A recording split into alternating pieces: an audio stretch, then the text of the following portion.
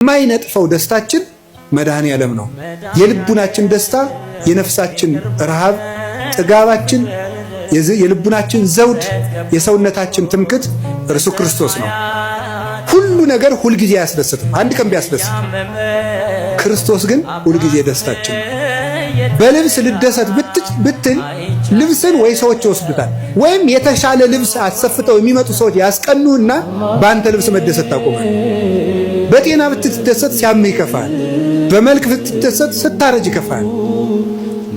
በሚስታችሁ ብትደሰቱ ስትሞት ይከፋችኋል። በባል ብትደሰቱ ሲሞት ይከፋል። ቅዱስ ጎርጎርዮስ እንደተናገረ በሀብት ብትደሰቱ ስታጡት ትከፋላችሁ። በሹመት ብትደሰቱ ስትሻሩ ይከፋችኋል። በክርስቶስ ብትደሰቱ ግን ማንም አይወስድባችሁ። እሱን ማን ይነጥቀናል? ሁሉ ይወሰዳል። የማይወሰድ ሀብት ክርስቶስ። ስለዚህ ቅዱስ ጳውሎስ ምን አለ? እላችኋለሁ በክርስቶስ ደስ ይበላችሁ። እላችኋለሁ በማን ደስ ይበላችሁ አለ? ደግሜ እላችኋለሁ በክርስቶስ ደስ ይበላችሁ። ሁልጊዜ በጌታ ደስ ይበላችኋል።